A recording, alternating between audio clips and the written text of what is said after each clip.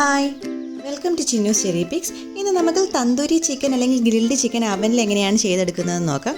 അതായത് fried chicken നമുക്ക് എങ്ങനെയാണ് ഓവനിൽ ബേക്ക് ചെയ്തെടുക്കുക എന്നുള്ളത്. അപ്പോൾ ഇതിൻ്റെ മാരിനേഷൻ റെസിപ്പീസ് ഒന്ന് നോട്ട് ചെയ്ത് വെക്കുക. ഇതേ മാരിനേഡ് തന്നെ നമുക്ക് ചിക്കൻ പാനിൽ ഗ്രില്ല് ചെയ്യാനോ ഫ്രൈ ചെയ്യാനോ ഒക്കെ യൂസ് ചെയ്യാം.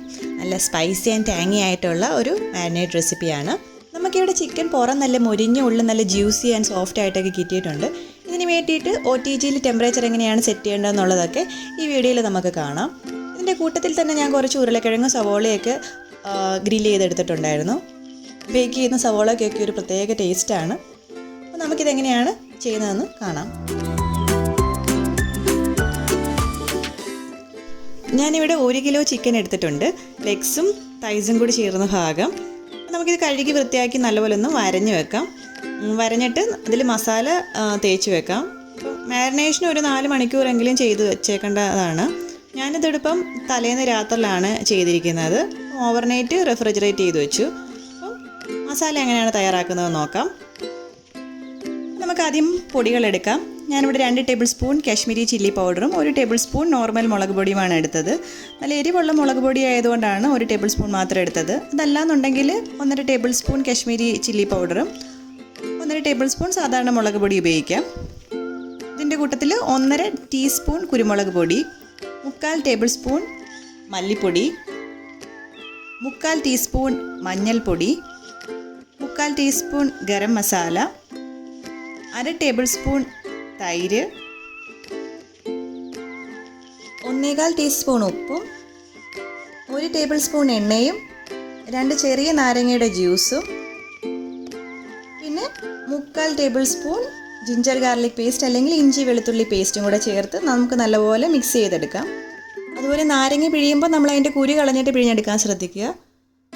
അതുപോലെ തന്നെ നമ്മളിത് മിക്സ് ചെയ്യാനായിട്ട് വെള്ളമൊന്നും ഉപയോഗിക്കുന്നില്ല. ആ എണ്ണയിലും ആ ജ്യൂസിലും ഒക്കെ അങ്ങ് മിക്സ് ചെയ്തെടുക്കുകയാണ്. നല്ലപോലെ മിക്സ് ചെയ്തതിന് ശേഷം നമുക്കിത് ചിക്കനിൽ തേച്ച് പിടിപ്പിക്കാം. നമ്മളിതിൽ കേർഡൊക്കെ ഉപയോഗിച്ചിട്ടുള്ളത് കൊണ്ട് ചിക്കനൊക്കെ നല്ല സോഫ്റ്റ് ആയിട്ട് കിട്ടും. അതുപോലെ ഈ പൊടികളുടെ അളവ് ഞാൻ ഡിസ്ക്രിപ്ഷൻ ബോക്സിൽ ഇട്ടിട്ടുണ്ട്. അപ്പോൾ അവിടെ നോക്കി കറക്റ്റായിട്ട് ചെയ്യാവുന്നതാണ്.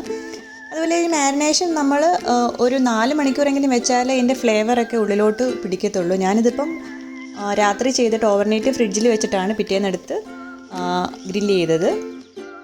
നമ്മൾ ഗ്രില്ല് ചെയ്യാൻ ഉദ്ദേശിക്കുന്ന സമയത്തിന് കുറേ മുന്നേ തന്നെ ഇത് ഫ്രിഡ്ജിൽ നിന്നെടുത്ത് പുറത്ത് വെച്ച് അതിന് തണുപ്പ് മൊത്തം പോയതിന് ശേഷം മാത്രമേ അവനിൽ വെക്കാവുള്ളൂ. അല്ലെങ്കിൽ ടെക്സ്ചർ കറക്റ്റായിട്ട് കിട്ടില്ല. നമ്മൾ ഈ ചിക്കൻ ഒരു റാക്കിൽ നിരത്തി വെച്ചിട്ടാണ് ഗ്രില്ല് ചെയ്യാറ്.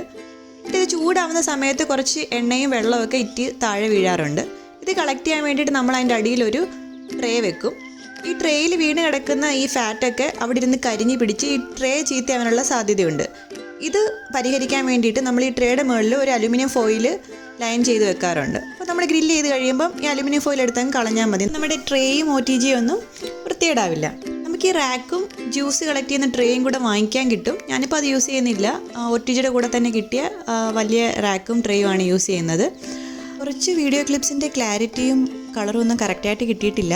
ആ അലുമിനിയം ഫോയിൽ ബാക്ക്ഗ്രൗണ്ടിൽ വരുമ്പം എന്തുകൊണ്ടോ ക്യാമറ ഫോക്കസ് ആവുന്നില്ലായിരുന്നു. ക്ഷമിക്കണം. ചിലപ്പോൾ കടകളിൽ നിന്ന് വാങ്ങുന്ന ചിക്കൻ്റെ അകത്തുനിന്ന് ഒരുപാട് വെള്ളവും ജ്യൂസും ഒക്കെ ഇട്ട് വീഴാറുണ്ട്. ആ കേസിൽ ആ ചെറിയ റാക്കും ട്രേയും ഉണ്ടെന്നുണ്ടെങ്കിൽ ആ ട്രേയിലോട്ട് ആ ജ്യൂസൊക്കെ വീണിട്ട് അതിൽ നമുക്ക് വെജിറ്റബിൾസൊക്കെ ഇട്ടിട്ട് ബേക്ക് ചെയ്തെടുക്കാൻ പറ്റും. പക്ഷേ ഈ വീഡിയോയിൽ കാണുന്ന ടെമ്പറേച്ചറിൽ സെറ്റ് ചെയ്യുകയാണെന്നുണ്ടെങ്കിൽ അങ്ങനെ മിക്ക ചിക്കൻ്റെ അകത്തുനിന്നൊന്നും ഒരുപാട് ഒന്നും ഡ്രിപ്പ് ചെയ്ത് വീഴില്ല. അപ്പോൾ നമുക്കിതിൻ്റെ മുകളിൽ കുറച്ച് എണ്ണ തൂക്കിയിട്ട് ഗ്രില്ല് ചെയ്യാനായിട്ട് വെക്കാം. അത് 250 ഡിഗ്രി സെൽഷ്യസിൽ ഏറ്റവും മുകളിലത്തെ റാക്കിലാണ് ഞാനത് വെച്ചത് OTGയുടെ. അതൊരു 15 മിനിറ്റ് അങ്ങനെ ഇരുന്ന് ഗ്രില്ലാവട്ടെ. അതിനുശേഷം നമുക്കിത് പുറത്തെടുക്കണം. ഇതിപ്പോൾ 250 ഡിഗ്രി സെൽഷ്യസിൽ 15 മിനിറ്റ് ഗ്രില്ല് ചെയ്ത ചിക്കനാണ്. ഇനിയിപ്പോൾ നമുക്ക് ഈ പീസസ് ഒന്ന് തിരിച്ചിട്ട് കുറച്ച് എണ്ണ തടവി കൊടുത്തിട്ട് തിരിച്ച് അതേ റാക്കിൽ തന്നെ വെച്ച് ഒരു 10 മിനിറ്റും കൂടെ ഗ്രില്ല് ചെയ്യുക. അതായത് 250 ഡിഗ്രി സെൽഷ്യസിൽ 15 മിനിറ്റ് ഗ്രില്ല് ചെയ്ത ചിക്കൻ പുറത്തെടുത്ത് എണ്ണ തടവി തിരിച്ച് അതേ റാക്കിൽ തന്നെ വെച്ച് 250 ഡിഗ്രി സെൽഷ്യസിൽ 10 മിനിറ്റും കൂടെ നമുക്ക് ഗ്രില്ല് ചെയ്യണം. നമുക്ക് 2 സൈഡും പുറം നല്ല മുരിഞ്ഞ് കിട്ടും. അതുപോലെ ചിക്കൻ ഇരുന്ന് ആദ്യം ഗ്രില്ലാവുന്ന സമയത്ത് നമുക്ക് കുറച്ച് വെജിറ്റബിൾ തയ്യാറാക്കി വെക്കാം. ഇപ്പോൾ ഞാനിവിടെ ഉരുളക്കിഴങ്ങും സവാളയുമാണ് എടുത്തിരിക്കുന്നത്. അതുപോലെ തന്നെ നമുക്ക് വഴുതനങ്ങയോ ടൊമാറ്റോയോ ഏത് വെജിറ്റബിൾ വേണേലും യൂസ് ചെയ്യാം. അതുപോലെ വെജിറ്റബിൾസ് ഒന്ന് വരഞ്ഞിട്ട് അതിൻ്റെ മുകളിൽ ഈ ചിക്കൻ്റെ മസാല ബാക്കി വന്നത് ഒന്ന് തേച്ചിട്ടാണ് ഗ്രില്ല് ചെയ്തിരിക്കുന്നത്. അപ്പോഴാണ് ഒരു ടേസ്റ്റ് വരിക. അപ്പോൾ ചിക്കൻ്റെ മസാല ബാക്കിയില്ല എന്നുണ്ടെങ്കിൽ കുറച്ച് ഉപ്പും കുരുമുളകും എങ്കിലും ഒന്ന് വെതറിയിട്ട് ബേക്ക് ചെയ്യുമ്പോഴാണ് കുറച്ച് ടേസ്റ്റ് കിട്ടുക. നമ്മളിപ്പോൾ ചിക്കൻ പുറത്തെടുത്ത് തിരിച്ചു വെച്ച സമയത്ത് അടിയിലത്തെ ട്രേയിൽ ഈ വെജിറ്റബിൾസും കൂടി ഇട്ടിട്ട് തിരിച്ചു വെക്കാവുന്നതാണ്.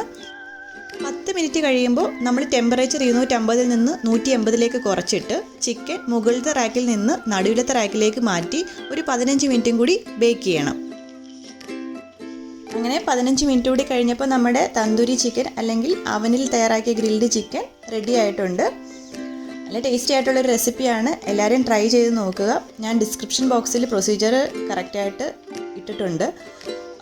വളരെ എളുപ്പമാണ് തയ്യാറാക്കാനായിട്ട്. അപ്പോൾ നമ്മുടെ ചാനൽ ആദ്യമായിട്ടാണ് കാണുന്നതെന്നുണ്ടെങ്കിൽ സബ്സ്ക്രൈബ് ചെയ്യാൻ മടിക്കരുത്. അടുത്ത് കാണുന്ന ബെല്ലൈക്കൺ കൂടി ക്ലിക്ക് ചെയ്യുകയാണെന്നുണ്ടെങ്കിൽ പുതിയ വീഡിയോസ് ഇടുമ്പോൾ നോട്ടിഫിക്കേഷൻസ് ആയിട്ട് കിട്ടിക്കോളും. അപ്പോൾ നമ്മുടെ തന്തൂരി ചിക്കൻ എല്ലാവർക്കും ഇഷ്ടമായെന്ന് വിശ്വസിക്കുന്നു. എല്ലാവരും ട്രൈ ചെയ്ത് നോക്കുക. വീണ്ടും കാണുന്നവരേക്കും ബൈ.